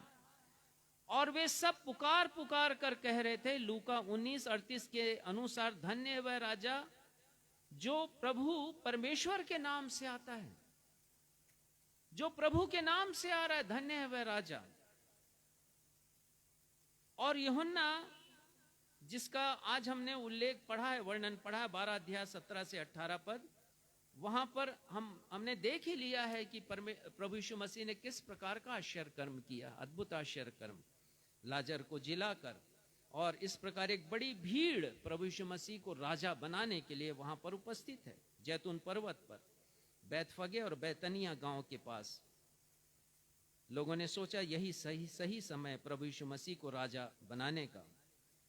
जो 4 दिन के मृतक को जीवित कर सकता है वो क्या कुछ नहीं कर सकता। ये तो वही दाऊद के राजवंश से है, वही दाऊद जिसने गोलियत से कहा था कि तू तो भाला और तलवार और ढाल लेकर मेरे पास आता है, लेकिन मैं जीवित परमेश्वर का नाम लेकर तेरे पास आता हूं। और लोगों की भीड़ ने भी यही कहा, धन्य है वह जो प्रभु के नाम से हमारे पास आता है। दाऊद ने कहा था इस बात को, तू भाला तलवार और सांग लेकर के ढाल लेकर मेरे पास आता है, परंतु जीवित परमेश्वर का नाम लेकर मैं तुम्हारे पास आता हूं। और दाऊद की उस राजवंश को वो प्रभु यीशु मसीह के साथ जोड़ रहे हैं और वह ऐसे जुड़ा भी हुआ था। और लोग पुकार रहे हैं, धन्य है वह राजा जो प्रभु के नाम से आता है। यशाया 9:6 में प्रभु यीशु मसीह के आगमन के पहले प्रभु यीशु मसीह की प्रशंसा में ये बात यशाया नबी लिखते हैं। यशाया 9:6 में प्रभुता उसके कांधे पर होगी। और ये तमाम बातें हैं जो उन्हें स्मरण आ रही हैं कि यही वो व्यक्ति जिसे राजा बनाया जाए। और मरियम के पास जब जिब्राइल स्वर्गदूत आया तो उसने कहा था लूका 1:33 में कि जो बालक उत्पन्न होगा वो याकूब के घराने पर सदा राज्य करेगा और उसके राज्य का अंत नहीं होगा। तो ये सब जो इंटरप्रिटेशन वो लोग कर रहे थे उससे वो ये अर्थ निकाल रहे थे कि यही वो व्यक्ति है जिसे राजा बनाना चाहिए। और प्रभु यीशु मसीह के शिष्य भी यही चाहते थे कि यीशु राजा बन जाएं और वे मंत्री बन जाएं। और शिष्य भी पुकार पुकार कर कह रहे हैं भीड़ के साथ, हमारे पिता दाऊद का राज्य अब आ रहा है। तो लोग, पहली बात उनका उद्देश्य ही था कि प्रभु यीशु मसीह को राजा बनाएं। और इसी भीड़ के दूसरे चेहरे को हम पिलातुस गवर्नर की अदालत में देखते हैं। उनके दूसरे चेहरे को जो प्रकट करता है उनका उद्देश्य क्या था। पहला उद्देश्य तो उनका राजा बनाने का था, लेकिन अब ये उद्देश्य परिवर्तित हो गया है। लोग प्रभु यीशु को राजा बनाना चाह रहे थे, प्रभु यीशु मसीह ने उनके प्रस्ताव को ठुकरा दिया जब वो यरूशलेम पहुंचते हैं। प्रभु यीशु मसीह का इस पृथ्वी पर कोई पॉलिटिकल एजेंडा नहीं था, कोई राजनीतिक उद्देश्य प्रभु यीशु मसीह का नहीं था इस पृथ्वी पर। वो इस दुनिया का राजा बनने के लिए नहीं आए थे, पॉलिटिकल किंगशिप के लिए वो नहीं आए थे। लेकिन भीड़ यीशु को राजा बनाना चाह रही थी, और जब यीशु राजा नहीं बनना चाहे, जब यीशु एक राजा के रूप में अपने अभिषेक को नहीं पाना चाहा है, जब उन्होंने अपनी कोई सेना नहीं बनाई, लोग तो ये सोच रहे थे कि हम उनके सेना में भर्ती हो जाएंगे। यीशु के राजा बनाएंगे तो पहली जरूरत होती राजा की एक सेना हो, परंतु उन्होंने कोई आर्मी खड़ा नहीं किया। प्रभु यीशु मसीह ने रोमियों के खिलाफ कोई युद्ध की घोषणा नहीं की। जब ये रैली समाप्त हुई तब की बात मैं कह रहा हूं आपसे। प्रभु यीशु मसीह ने उनसे एक आजाद, एक स्वतंत्र यहूदी मुल्क की घोषणा नहीं की। तो उस भीड़ का उद्देश्य परिवर्तित हो गया, उस भीड़ का चेहरा बदल गया। ऊंचे स्वरों में प्रभु यीशु मसीह के जय जयकार के नारे वो लगा रहे थे, होशन्ना कह रहे थे। प्रभु यीशु मसीह के लिए अपने वस्त्रों को अपनी देह से निकालकर सड़क पर बिछा दिया, खजूर की डालियां काट काट कर मार्ग पर बिछा दी और अपने हाथों में ले लिया।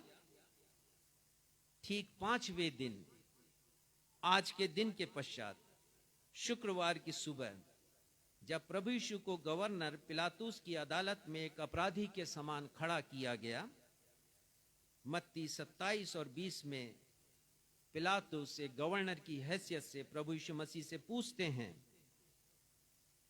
क्षमा कीजिए, उस भीड़ से पूछते हैं जो वहां पर थी, तुम्हारे लिए किसको छोड़ दूं मैं? मुझे अधिकार है कि फसह के पर्व पर मैं किसी एक को छोड़ा करता हूं, तुम बताओ किसे छोड़ दूं, बरअब्बा को छोड़ दूं या यीशु को? लिखा है कि बरअब्बा डाकू था।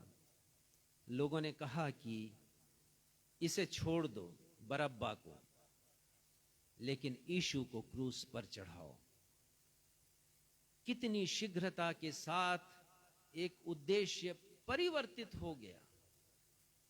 ठीक 5वें दिन, मत्ती 27-21 में लिखा है, बरअब्बा को जो डाकू था उसे छोड़ दो। और 22 पद में लिखा है, पिलातुस फिर सवाल करते हैं उस भीड़ से, वही भीड़, ये भीड़ उसी भीड़ का अंग है जो पाम संडे, प्रथम पाम संडे को प्रभु यीशु मसीह के जय जयकार के नारे लगा रही थी।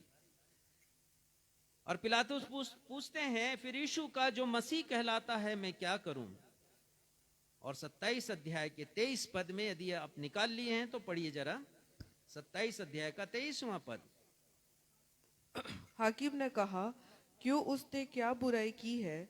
परंतु वे और भी चिल्ला चिल्ला कर कहने लगे, वह क्रूस पर चढ़ाया जाए। देखिए, आज के दिन भीड़ पुकार पुकार कर होशन्ना के नारे लगा रही थी, लेकिन ठीक 5वें दिन वो चिल्ला चिल्ला कर कह रही है। चिल्लाना और पुकारने में बड़ा फर्क है।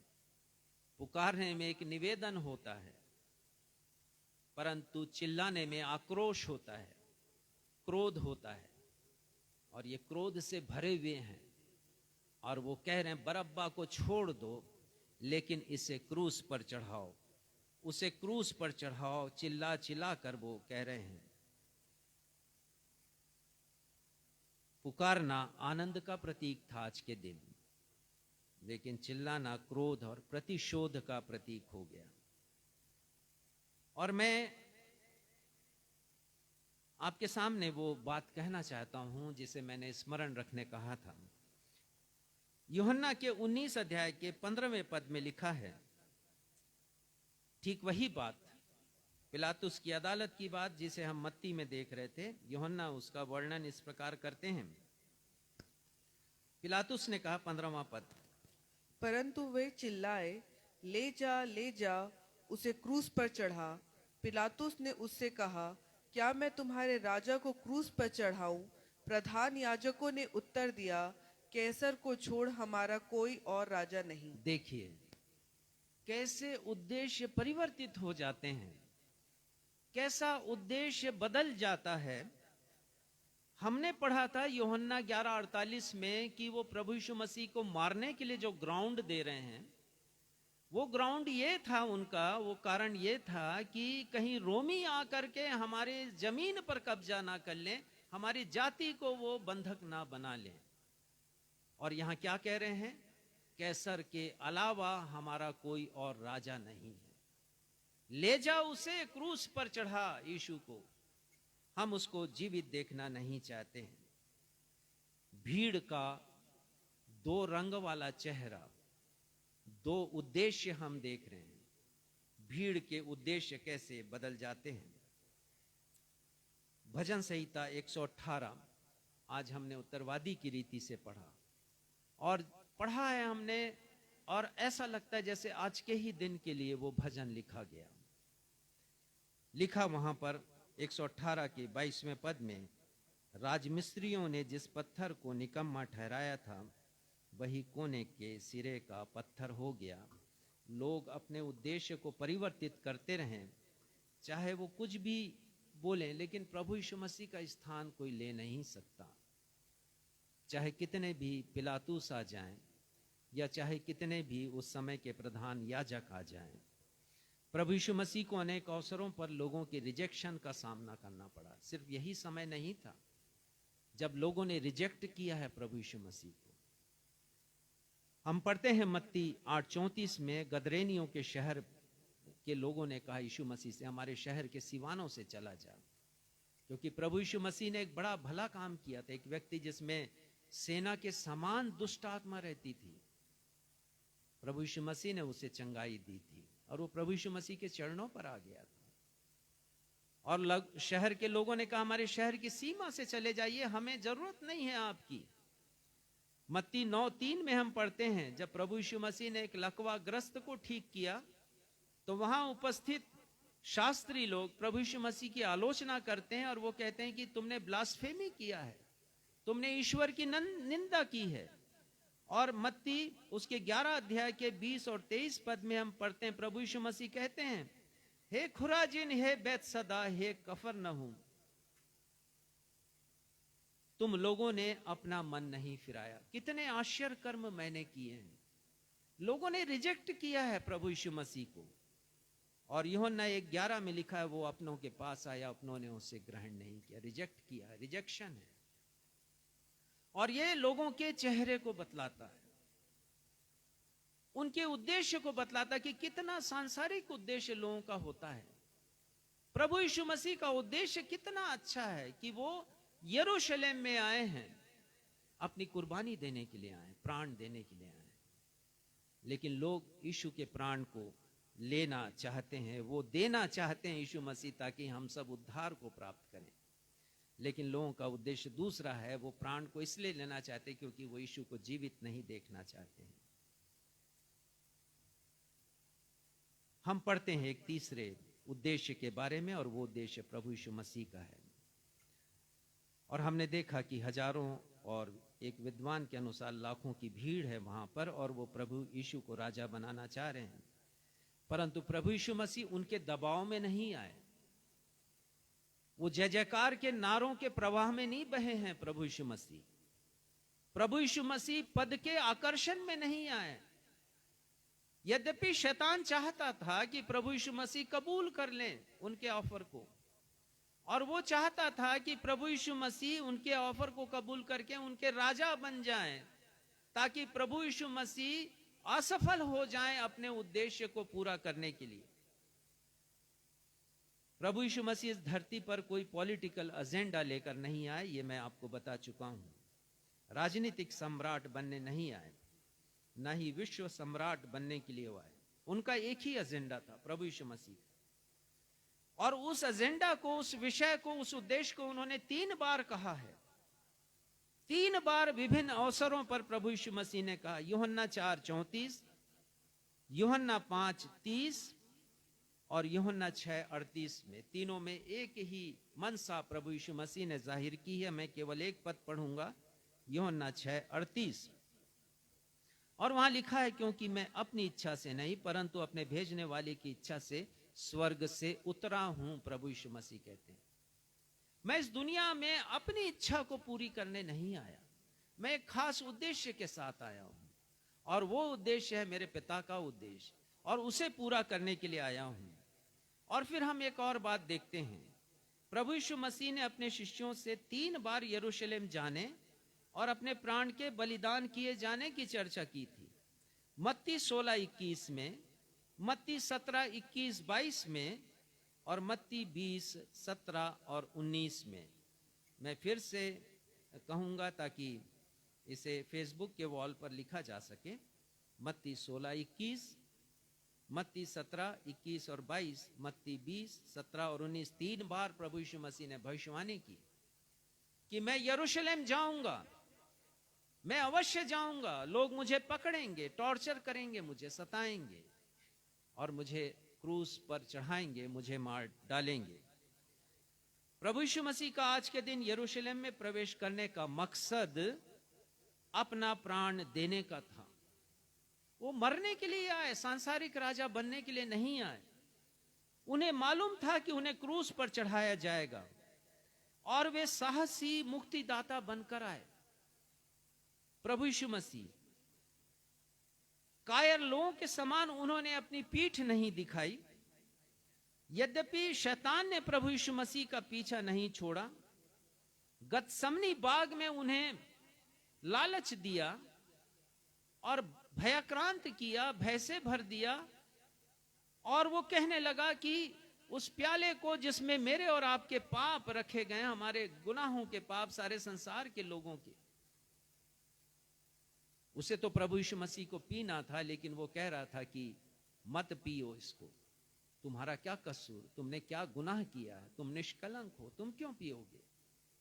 पर प्रभु यीशु मसीह ने कहा, मेरी नहीं परंतु परमेश्वर पिता की इच्छा पूरी हो। और वो प्याला उन्होंने पिया है। फिर हम देखते हैं अदालत में भी प्रभु यीशु मसीह को अवसर दिया है पिलातुस ने कि वो कुछ तो कहे ताकि उसे छोड़ दिया जाए। शैतान ने वहां पर भी नहीं छोड़ा और क्रूस पर भी नहीं छोड़ा। जब लोग पुकार रहे थे कि यदि तू परमेश्वर का पुत्र है तो नीचे उतर आ, तब हम तुझ पर यकीन करें।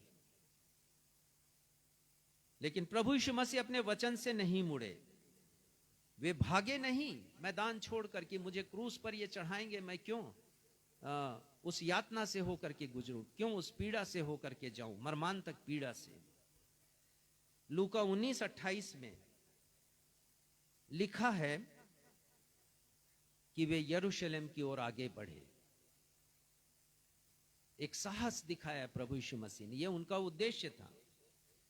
यरूशलेम में मेरे और आपकी मुक्ति के लिए वो मुक्तिदाता बनकर आए, उद्धारकर्ता बनकर के आए, सेवियर बनकर के आए हैं। और उन्होंने अपने उद्देश्य को बहुत अच्छी तरह बतला दिया मत्ती 20 और उसके 28 पद में। और वो कहते हैं कि मैं संसार में सेवा लेने के लिए नहीं आया, सेवा करने के लिए आया हूं। और अंत में वो कहते हैं बहुतों की छुड़ौती के लिए, छुटकारे के लिए, उनके साल्वेशन के लिए, उनके डिलीवरेंस के लिए मैं अपना प्राण देने के लिए आया हूं। ये प्रभु यीशु मसीह का उद्देश्य। आज के दिन एक और घटना घटी और इसका विवरण केवल यूहन्ना की सुसमाचार में हम पढ़ते हैं, कहीं और हम नहीं पढ़ते हैं। और उस घटना में हम पढ़ते हैं, यूहन्ना 12 अध्याय के 20वें पद में हम पढ़ते हैं कि पर्व में भजन करने के लिए बहुत से लोग यूनानी थे, वे भी आए हुए थे। 21 पद में लिखा है, उन्होंने गलील के बैतसदा में रहने वाले फिलिप्पुस के पास आकर उससे विनती की कि हे श्रीमान, हम यीशु से भेंट करना चाहते हैं। यूनान देश से लोग आए थे और ये लोग बड़े संभ्रांत लोग थे, ये सुशिक्षित लोग थे, वेल एजुकेटेड थे। और आप सब जानते हैं कि जितने भी दार्शनिक निकले हैं, फिलोसोफर जितने भी निकले हैं, बड़े बड़े फिलोसोफर पुराने जमाने के, वो यूनान से ही निकले, क्योंकि बहुत थिंकर थे उस जमाने में। प्लूटो के बारे में पढ़ते हैं, एरिस्टोटल के बारे में पढ़ते हैं, और भी बहुत से चिंतक उस देश में, वे बहुत पढ़े लिखे। एजुकेशन यूनान से ही आया विश्व में। वहां यूनान की भाषा, ग्रीक भाषा बहुत समृद्ध थी, इतनी समृद्ध कि नया नियम भी ग्रीक भाषा में लिखा गया। और ये संभ्रांत लोग यीशु मसीह के पास आए, और देखिए इनका लहजा बात करने का। वो कहते हैं श्रीमान, ये शब्द और कहीं नहीं आया होगा हिंदी बाइबल में। हम यीशु से भेंट करना चाहते हैं, मिलना चाहते हैं। और यीशु के पास आए वो, और 23 पद में लिखा है, यीशु ने कहा, वो समय आ गया है कि मनुष्य के पुत्र की महिमा हो। कौन सा समय आया? कहां पर आया? वो आया गोलगथा में, क्रूस पर। क्रूस पर जब यीशु मसीह को लटकाया गया, टांगा गया, वो समय यीशु की महिमा का था, क्योंकि उनका उद्देश्य पूरा हो रहा था, मेरे और आपकी मुक्ति का उद्देश्य। और वो कहते हैं, और जो कुछ कहा उससे हम यीशु के उद्देश्य को समझेंगे। पद 24 पढ़िएगा। मैं तुमसे सच सच कहता हूँ कि जब तक गेहूं का दाना भूमि में पड़कर मर नहीं जाता, वह अकेला रहता है, परंतु जब मर जाता है तो बहुत फल लाता है। हाँ, प्रभु यीशु मसीह ने कहा कि मैं गेहूं के दाने के समान हूं। कुछ ही समय के बाद मेरी मृत्यु होगी। जैसा गेहूं का दाना मरता है जमीन के भीतर जाके, वो अकेला रहता है। जरूर मैं अकेला पाया जाऊंगा क्रूस पर, लेकिन मेरी मृत्यु के बाद जैसे गेहूं का दाना फलवंत होता है, अनेक बीजों को उत्पन्न करता है, और उन बीजों से अनेक बीज बनते हैं, वैसे ही क्रूस पर मेरी मृत्यु के द्वारा एक आशीष आएगी विश्व में, और लोग मुझ पर विश्वास करेंगे, और वो फल के रूप में पूरे संसार में फैल जाएंगे। और ठीक यही हुआ है। प्रभु यीशु मसीह ने अपने उद्देश्य को यहां पर प्रकट किया है।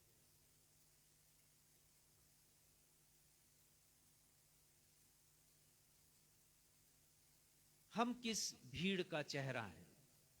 हमारा क्या उद्देश्य है? हम क्या उद्देश्य लेकर के जी रहे हैं? क्या यीशु को हम केवल एक राजा के रूप में, सांसारिक राजा के रूप में देखना चाहते हैं? बहुत बार जब मैं देखता हूं कि लोगों की अपेक्षाएं केवल चंगाई प्राप्त करने की होती हैं, लोगों की अपेक्षाएं यीशु से केवल सांसारिक रूप से कुछ पाने की होती है, धन संपत्ति पाने की होती है, तो मैं समझता हूं कि ऐसे लोग यीशु को सांसारिक राजा के रूप में देख रहे हैं। इब्रानी 10वां अध्याय और उसके 26 पद को हम पढ़ें। हम यीशु का इंकार ना करें, हम यीशु के उद्देश्य के विपरीत कभी ना जाएं। प्रभु यीशु मसीह का उद्देश्य हमारे लिए है, मेरे और आपके लिए। यहां 26 पद में लिखा है, क्योंकि सच्चाई की पहचान प्राप्त करने के बाद यदि हम जानबूझकर पाप करते रहें तो पापों के लिए फिर कोई बलिदान बाकी नहीं। प्रभु यीशु मसीह ने अपना एक ही बलिदान किया यरूशलेम में, और वो बलिदान मेरे और आपकी मुक्ति का था। और याकूब के लेखक कहते हैं, यदि उस सच्चाई को मैंने और आपने जाना है तो हम पाप की जिंदगी को छोड़ें।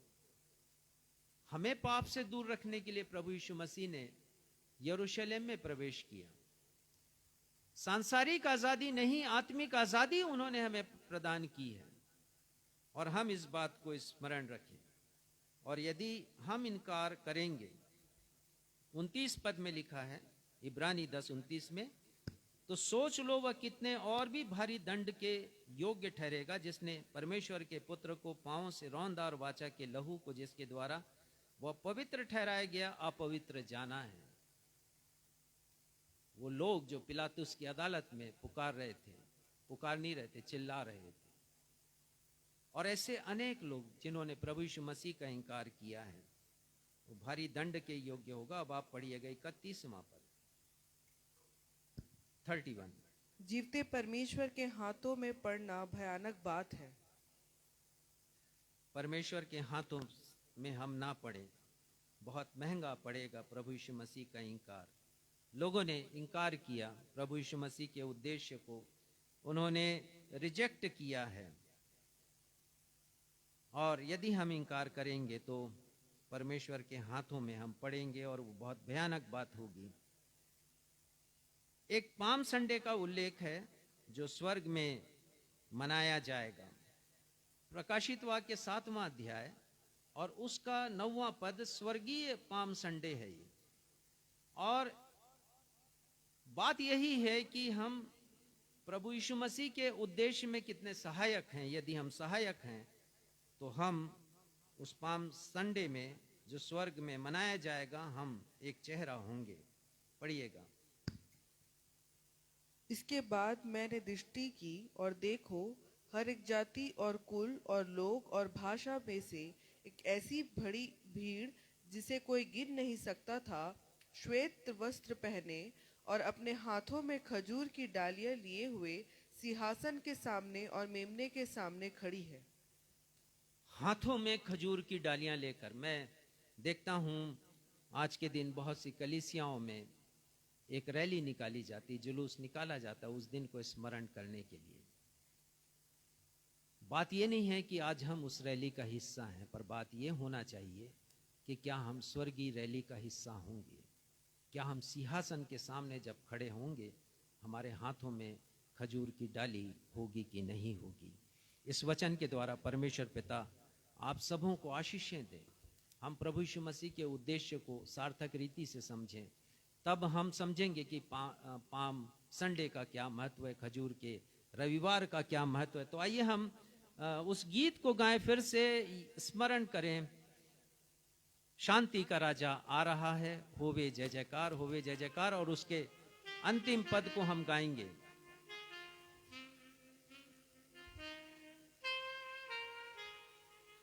और ये चैलेंज कर रहा है ये गीत हम सभी को, सुनने वालों आज दिलों को सामने उसके अर्पण कर दो। खाली दिलों को अर्पण करके उसकी महिमा का दर्शन कर लो। साथ हमारे आवाज मिलाओ, होवे जय जयकार, होवे जय जयकार। तो आज ये अवसर है कि हम अपने आप को प्रभु यीशु मसीह के सामने अर्पित करें, जिन्होंने अपना सब कुछ हमारे लिए दे दिया। क्रूस पर अपने आप को उन्होंने बलिदान किया। आइए हम सब अपने स्थानों पर खड़े हो जाएं।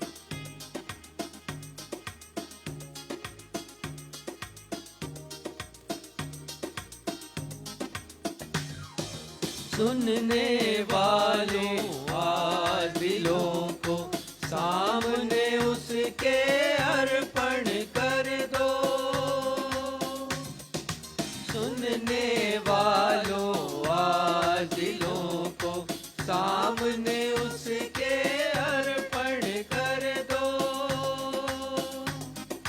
खाली दिलों को अर्पण करके उसकी महिमा का दर्शन कर लो। खाली दिलों को अर्पण करके उसकी महिमा का दर्शन कर लो। साथ हमारे आवाज मिलाओ, होवे जय जयकार, होवे जय जयकार। शांति का राजा आ रहा है, होवे जय जयकार, होवे जय जयकार। राजाओं के राजा यीशु मसीह की होवे जय जयकार, होवे जय जयकार, होवे जय जयकार, होवे जय जयकार।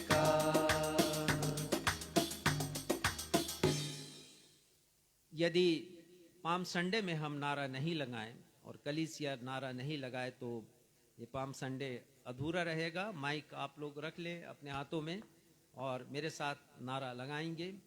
मैं कहूँगा धन्य है वह जो प्रभु के नाम से आता है। आप कहेंगे होशन्ना होशन्ना। और एक नारा होगा राजाओं के राजा प्रभु यीशु मसीह की। आप लोग बोलेंगे जय जयकार जय जयकार। ठीक है, पहला नारा लगाएंगे।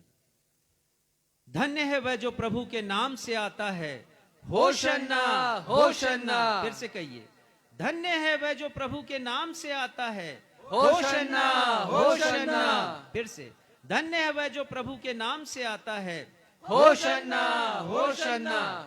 अब मैं कहूंगा राजाओं के राजा प्रभु यीशु मसीह की। हमारे जितने दर्शक हैं अपने मोबाइल सेट के सामने या टेलीविजन के सामने, वे भी नारा लगा सकते हैं उत्साह के साथ। और मैं कहूंगा हम राजाओं के राजा प्रभु यीशु मसीह की। आप लोग कहेंगे जय जयकार जय जयकार।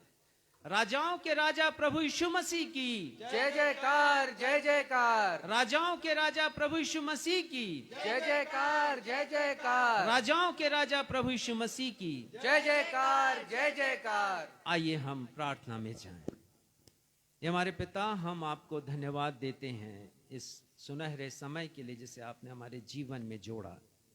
आपकी उपस्थिति और पवित्र आत्मा की प्रेरणा से पिता हमने आपके वचन में से प्रकाशन प्राप्त किया है।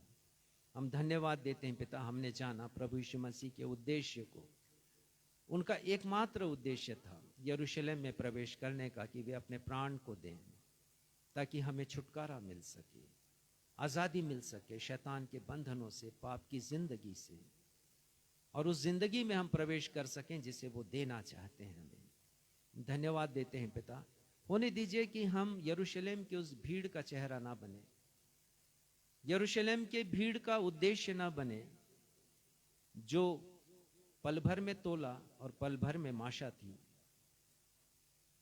उन्होंने जय जयकार किया, होशन्ना के नारे लगाए, लेकिन दूसरी तरफ वो चिल्ला चिल्ला कर कह रहे थे कि उसे क्रूस पर चढ़ाओ। होने दीजिए पिता हम जान सकें इस बात को कि प्रभु यीशु मसीह का रिजेक्शन हमारे लिए बहुत ही भयानक होगा, हम सह नहीं पाएंगे।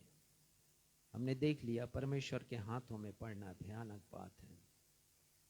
पर पिता हम उस भीड़ का चेहरा बने जो स्वर्ग में है, सिंहासन के सामने, जिसके हाथ में खजूर की डालियां हैं। पिता हम अपने आप को, अपने हृदय को आपके हाथों में रखते हैं। होने दीजिए कि ये पाम संडे हमारे लिए बिल्कुल नया पाम संडे, नई विचारधारा का पाम संडे बने। धन्यवाद देते हुए अपनी इस प्रार्थना को आपके बेटे हमारे मुक्तिदाता प्रभु यीशु के नाम से मांगते हैं, सुनिए और ग्रहण कीजिए। आमीन। आशीष ग्रहण करेंगे। अब हमारे अद्वैत पिता परमेश्वर का प्रेम, हमारे उद्धारकर्ता प्रभु यीशु मसीह का अनुग्रह और शांतिदायक पवित्र आत्मा की सहभागिता हम में से सबों के साथ अब से लेकर हमारे उद्धारकर्ता प्रभु यीशु मसीह के दूसरे आगमन तक हमेशा होती रहे। हम सब कहें आमीन। जय मसीह।